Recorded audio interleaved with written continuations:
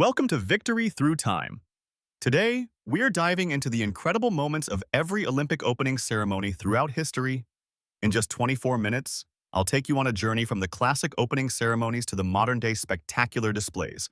Don't forget to hit like and subscribe so you never miss out on our exciting future videos. Athens, 1896. The first modern Olympic Games opened in Athens on April 6, 1896. But the ceremony barely resembles what we know today.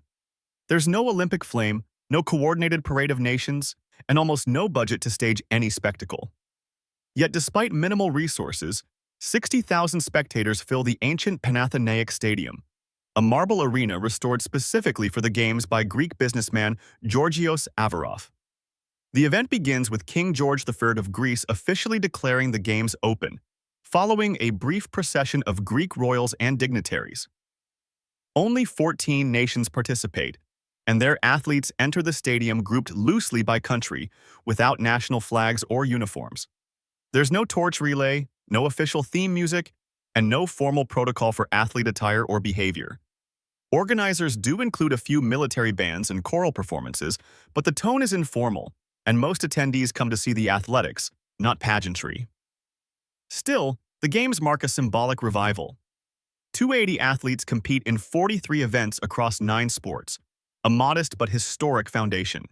It's less show, more substance. The idea of a grand orchestrated opening takes root slowly, but Athens 1896 proves there's an appetite, an audience, for international competition.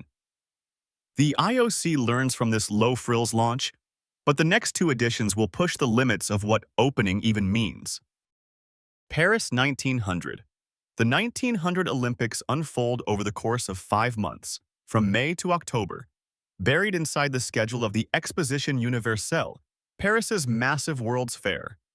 There is no designated opening ceremony, no coordinated athlete entrance, no anthem, no flag raising. Competitions take place sporadically across multiple venues, often mislabeled as fairground exhibitions or local championships. As a result, many athletes compete without realizing they're participating in the Olympic Games. The lack of ceremony stems from a structural decision. French organizers deliberately subordinate the Games to the fair, hoping to elevate France's global image through technology and culture, not sport. There's no central stadium, no broadcast, and no unified schedule. Events like tug-of-war, croquet, and underwater swimming receive equal billing with fencing and rowing. Without official designations or medals, winners receive cups or diplomas. The athletes later require retroactive confirmation from the IOC that they were, in fact, Olympians. Some competitors never find out. Despite the confusion, Paris 1900 still qualifies as the second Olympic Games, but its disorganization forces the IOC to rethink control and branding. The next host city will inherit a fragmented legacy and try to impose order from chaos. St. Louis 1904. The 1904 Olympics in St. Louis coincide with the Louisiana Purchase Exposition, another World's Fair that swallows the Games into its own agenda. Organizers stage a bizarre Anthropology Days event, where members of indigenous and colonized groups are paraded as exhibits and asked to compete in pseudo-sporting contests. These exhibitions take place before the actual athletes arrive, reinforcing the fair's racialized hierarchy and undermining any effort to present the Olympics as an equal global competition. Meanwhile, the formal Olympic events scatter across several months with minimal fanfare and no coordinated opening. White American children in makeshift Greek costumes perform symbolic rituals at the fairgrounds, but no torch, anthem, or structured athlete march exists. The centerpiece of the Games, the marathon, begins in 90-degree heat on dusty Missouri roads, with one water stop and cars trailing the runners, kicking up dust. 14 out of 32 runners fail to finish. One nearly dies. The lack of planning, medical oversight, and consistent scheduling reduces the Olympics to a sideshow attraction within a chaotic exposition. Because nearly all international competitors skip the trip, only 12 of the 651 athletes come from outside North America. The Games lose global credibility. The IOC later distances itself from the format, but by then, the damage is done. London takes over in 1908, and the Olympic brand needs a hard reset. London, 1908. The London Olympics in 1908 mark the first structured opening ceremony resembling what modern audiences recognize. Held at the newly constructed White City Stadium on July 13th, the Games feature a formal parade of nations, with athletes entering the arena behind national flags in alphabetical order. 22 countries send delegations, totaling over 2,000 athletes, nearly tripling the previous Olympic turnout. For the first time, an official speech opens the Games, accompanied by national anthems and coordinated flag-raising, codifying ceremonial elements that future hosts will follow. The event also introduces a diplomatic flashpoint that becomes Olympic lore. As the U.S. delegation marches past the royal box, their flag bearer, Irish-American Ralph Rose, refuses to dip the stars and stripes to King Edward VII. Rose reportedly acts in protest of British rule in Ireland, and team captain Martin Sheridan later declares, "This flag dips to no earthly king." Whether apocryphal or not, the moment cements a precedent that the U.S. follows for over a century. It's the first time politics visibly intersect the Olympic stage. London, 1908, sets a functional template. Centralized scheduling, national representation, and symbolic rituals. Stockholm expands it in 1912 with stricter uniformity and full participation. Stockholm, 1912. In 1912, the Stockholm Games refined the ceremonial template set by London 4 years earlier. With 2,400 athletes representing 28 nations, organizers implement new standards to improve visual cohesion and national identity. Each delegation now marches behind a placard naming their country, while Sweden enforces a strict uniform dress code for all participants. The Parade of Nations becomes both orderly and symbolic, less spontaneous, more curated. King Gustav V delivers a formal speech from the royal box, establishing the role of the host nation's head of state in opening the Games. A military band performs as athletes enter the newly built Stockholm Olympic Stadium. And while there's still no torch or flame, the presence of live music, official speeches, and organized national groupings creates a sense of deliberate ritual. It feels like the first opening ceremony with a dress rehearsal. The structure sticks, and by 1920, the idea of the ceremony becomes essential, not optional.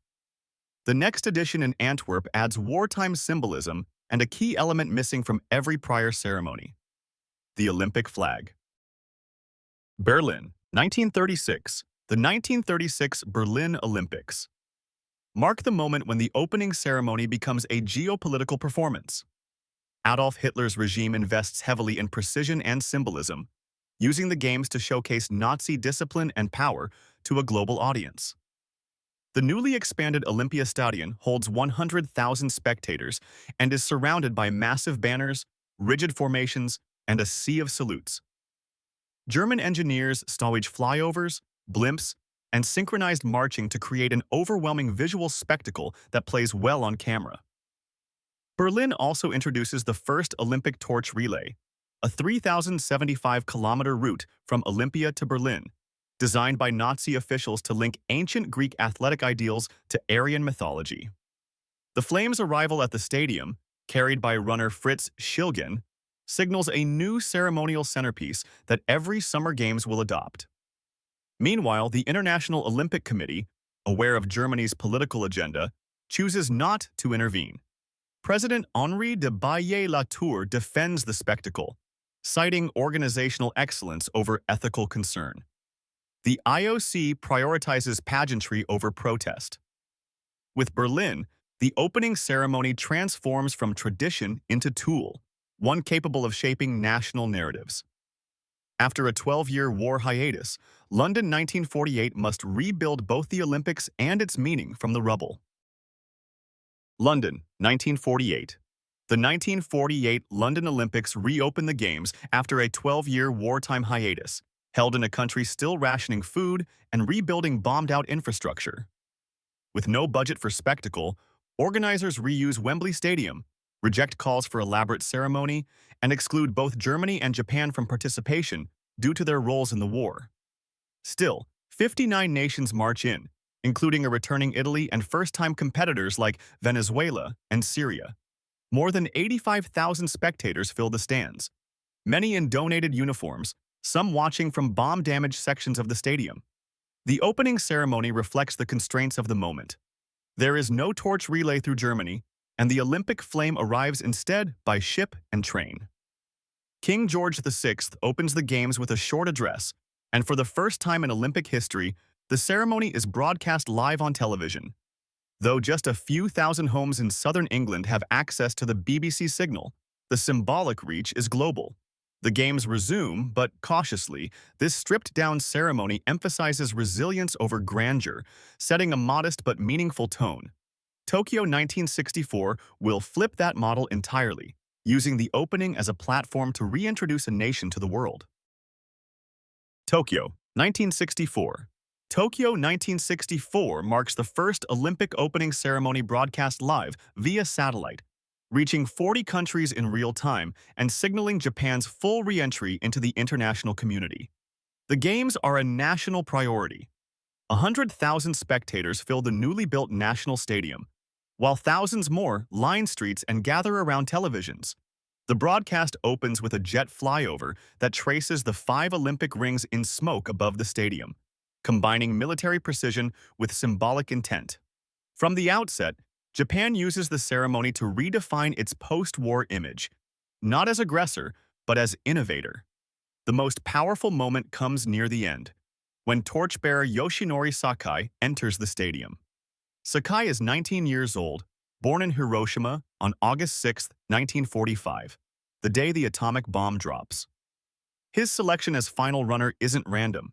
It's deliberate symbolism, linking past devastation to a forward-looking message of peace and rebirth.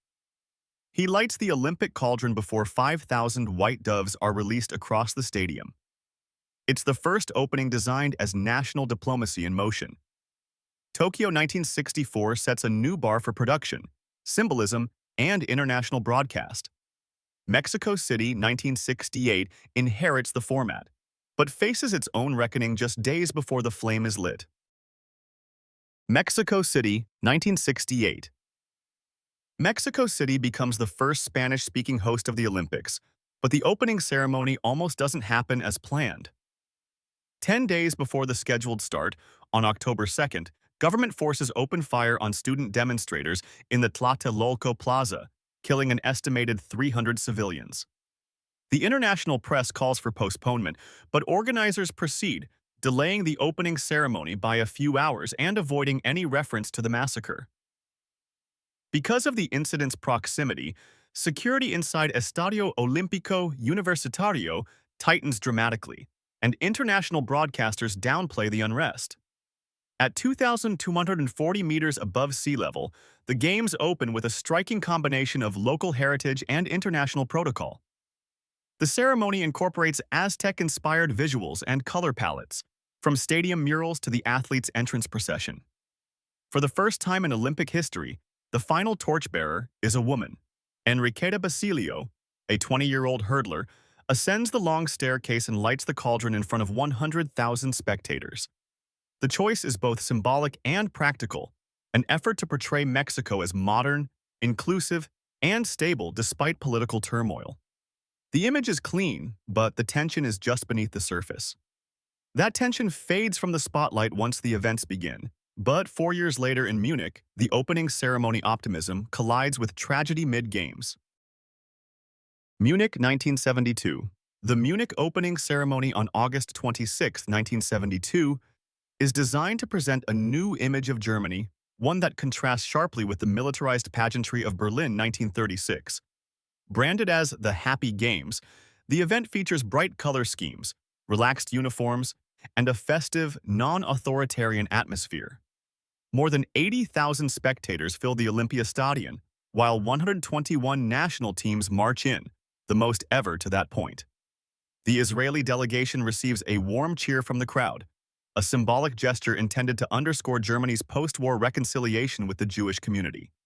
The production includes music from Beethoven and Wagner, but also jazz and pop arrangements, deliberately eclectic to project openness. There are no weapons, no salutes, and no soldiers in the athlete escort by design. West Germany's Olympic Committee works to dissociate the event from the memory of 1936, focusing instead on youth, peace, and international cooperation. For 10 days, it works. Then, on September 5th, 8 members of the Palestinian group Black September breached the Olympic Village, killing 11 members of the Israeli team. The ceremony remains untouched by the tragedy, but Munich 1972 becomes defined by it. Montreal 1976 must follow, now under heightened scrutiny and escalating Cold War tension. Moscow, 1980. The 1980 Moscow Olympics open under the shadow of a major political boycott. In response to the Soviet invasion of Afghanistan, 66 nations, including the United States, West Germany, Japan, and Canada, refused to participate. Despite the absence of major delegations, the USSR stages the most visually ambitious opening ceremony to date. Held at Lenin Stadium, with a capacity of 100,000, the event features tightly synchronized pageantry, including military-style marches, children's choirs, and large-scale card stunts forming images of doves, wheat, hammers, and sickles across the crowd. The display leans heavily on Soviet iconography, turning the opening ceremony into a high-production assertion of political and cultural identity. Over 5,000 performers participate in the choreography, while parades of athletes from 80 participating nations proceed in Cyrillic order. The Olympic flame is lit by Sergei Bailov, a 6'2" basketball legend and gold medalist from the 1972 Games. He becomes the first athlete from a team sport to light the cauldron. The USSR uses the opening to demonstrate unity and strength, even in isolation. 4 years later in Los Angeles, the boycott swings in reverse, and spectacle takes a very different form. Los Angeles, 1984. The Los Angeles Olympics open with a spectacle engineered for television and for profit. In retaliation for the Moscow boycott, the Soviet Union leads a boycott of its own, joined by 14 Eastern Bloc nations. Despite their absence, the 1984 opening ceremony plays to 92,000 spectators in the LA Memorial Coliseum and reaches over 1 billion viewers worldwide. The organizing committee, led by Peter Ueberroth, offsets the $546 million cost with private sponsorships, ad deals, and television rights, making it the first Games to turn a profit since 1932. The ceremony itself leans into Hollywood-style entertainment. A man in a jetpack literally flies into the stadium to kick off the program, while a pre-recorded Lionel Richie anthem plays over the PA. Performers include 84 grand pianos, a choir of 1,000 singers, and a marching band over 800 strong. The U.S. team receives the loudest ovation, entering last in star-spangled warm-ups under a cascade of red, white, and blue confetti. It's not just an opening, it's a broadcast product. Los Angeles 1984 turns the Games into a global brand. When Seoul takes over in 1988, it builds on that model, while navigating the challenge of Olympic reunification. Seoul 1988.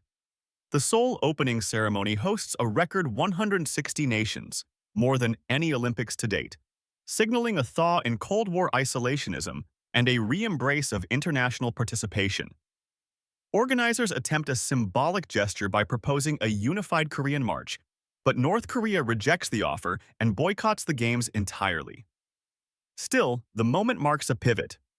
Both China and the Soviet Union attend, while the U.S. returns as well, creating the first fully representative Olympic opening since 1976. South Korea leverages the ceremony to showcase national modernity and geopolitical relevance, investing over $300 million in event production. The centerpiece of the ceremony becomes an instant classic. A South Korean archer, Im Dong-hyun, fires a flaming arrow across the stadium into the Olympic cauldron, triggering ignition. A now iconic blend of athleticism and spectacle. More than 8,000 athletes and performers participate in choreographed routines, while 2,400 white doves are released as a peace symbol. But the symbolism backfires. Several birds remain perched on the cauldron and are visibly incinerated as the flame rises. The image sparks international controversy and ends the dove release tradition. Despite the misstep, Seoul 1988 marks the beginning of the modern global opening. Barcelona 1992 will inherit that platform, and make it personal, political, and cinematic. Barcelona, 1992. Barcelona, 1992, blends spectacle with transition. The opening ceremony leans on symbolic milestones to reflect a world reshaping itself after the Cold War. For the second time in Olympic history, the cauldron is lit with a flaming arrow. This time fired by Paralympic archer Antonio Rebollo, who shot arcs above the flame and triggers ignition via hidden gas lines. More than 65,000 spectators inside Estadi Olympic cheer as the moment plays live to over 3 billion viewers worldwide. The production features a recorded anthem from Freddie Mercury, Barcelona, completed before his death in 1991, but performed by soprano Montserrat Caballé. The ceremony also signals geopolitical progress. South Africa returns to Olympic competition after a 32-year ban, following the dismantling of apartheid-era laws. The athlete parade uses the Catalan alphabet, a nod to regional autonomy and the cultural distinctiveness of host city Barcelona. Meanwhile, the inclusion of NBA superstars in the USA basketball lineup, Michael Jordan, Magic Johnson, Larry Bird, marks the first time professional athletes are allowed to compete in the Olympics, creating the Dream Team phenomenon. Its sport and soft power merged on an unprecedented scale. Barcelona 1992 proves the opening ceremony can honor heritage while embracing change. 2 years later, Atlanta aims even higher, but struggles to balance ambition with cohesion. Atlanta, 1996. The Atlanta opening ceremony marks the 100th anniversary of the modern Olympics, branding itself as the Centennial Olympics and trying to capture both history and spectacle. Held at the 85,000-seat Centennial Olympic Stadium, the program features elaborate dance sequences, a 500-member gospel choir, and a commissioned score by composer John Williams. But despite the budget and ambition, technical issues emerge. A power outage delays the audio feed to international broadcasters during the early segments, disrupting the synchronized experience for millions of viewers. The Parade of Nations stretches to nearly 3 hours, as 197 countries, another Olympic record, march in under humid summer heat. Most delegations wear coordinated uniforms, but logistical pacing falters, and sections of the audience visibly thin. Then comes the most emotional moment of the night. Boxing legend Muhammad Ali, visibly affected by Parkinson's disease, appears unexpectedly as the final torchbearer. With trembling hands, he ignites a hydraulic cable that lifts the flame to the cauldron. The gesture resonates far beyond sport.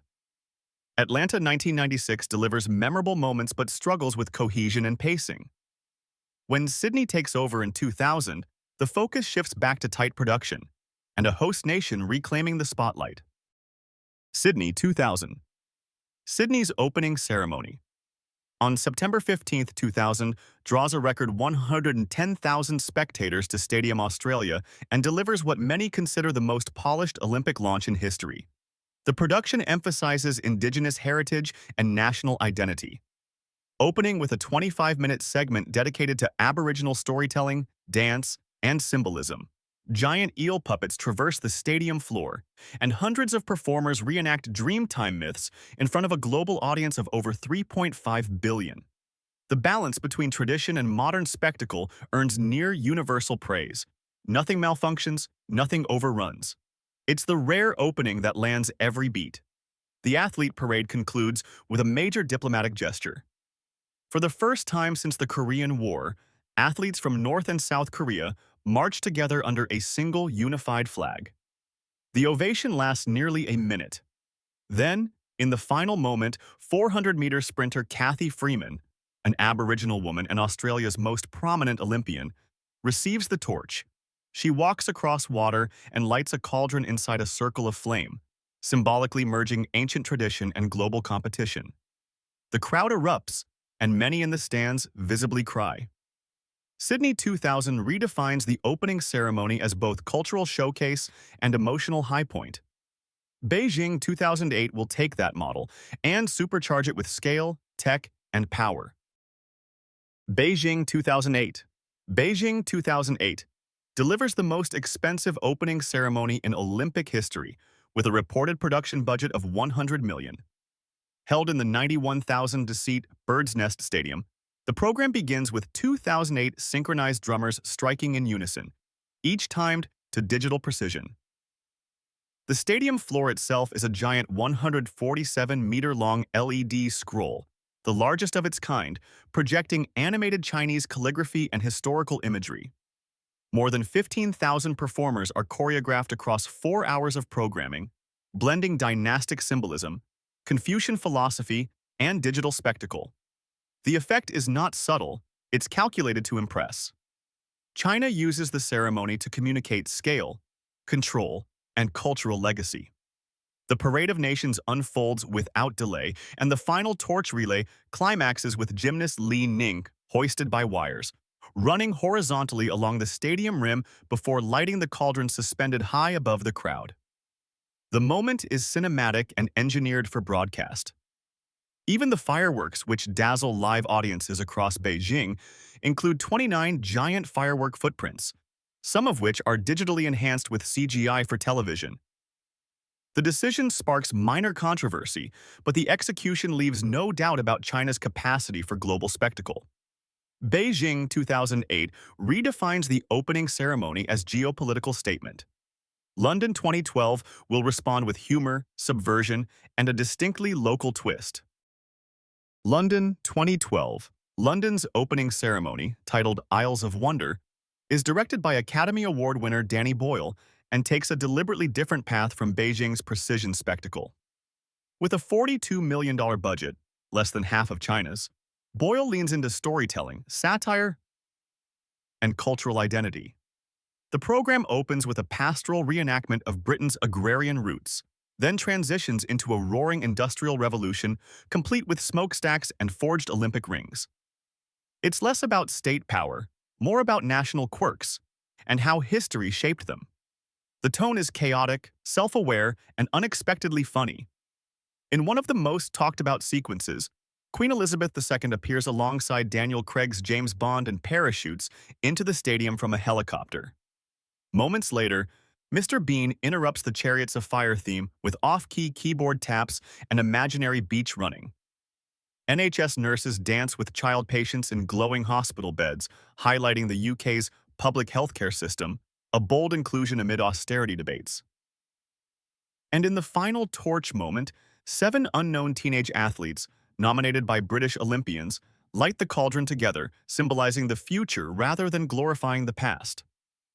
London 2012 proves that an opening ceremony can mock itself and still inspire.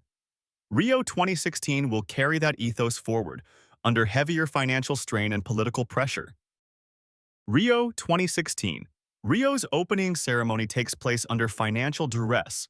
Brazil's organizing committee slashes the production budget by 50%, down to just 20 million, amid deepening recession and political instability. Despite the cuts, the ceremony delivers a visually rich and culturally layered program, relying more on creativity and symbolism than scale. Director Fernando Meirelles, best known for City of God, structures the event as a narrative of Brazil's ecological history, with aerial shots of the Amazon rainforest, deforestation simulations, and a direct climate change warning to a global audience. It's the first time the Olympic opening foregrounds environmental urgency as a theme. The Parade of Nations introduces a historic first, the Olympic refugee team, made up of 10 athletes from Syria, South Sudan, Ethiopia, and the Democratic Republic of the Congo. Their entrance draws a standing ovation. Brazil also uses its global pop capital. Supermodel Gisele Bündchen struts the length of the stadium floor during a live bossa nova performance, symbolizing modern Brazilian identity and soft power. At the finale, the Olympic flame is lit in a kinetic sculpture designed to mimic the sun's energy, wind patterns, and native flora. The torch design incorporates elements of earth, water, and fire, aligning with the ceremony's broader ecological message. Rio 2016 reaffirms that the opening doesn't need size to succeed. It needs voice and vision. Tokyo 2020 will inherit that idea but deliver under even stricter constraints: a global pandemic and an empty stadium. Tokyo 2020. Postponed by a year due to the COVID-19 pandemic, the Tokyo 2020 Olympics open on July 23, 2021, under circumstances never before seen in Olympic history. The stadium is empty. No spectators, no foreign dignitaries, just a few hundred officials and socially distanced media. Athletes march in wearing masks, many waving to television cameras instead of crowds.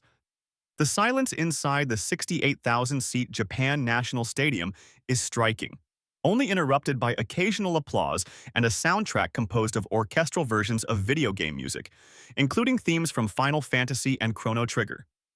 It's a surreal moment, more virtual than communal. Despite its reduced scale, the ceremony retains symbolic weight.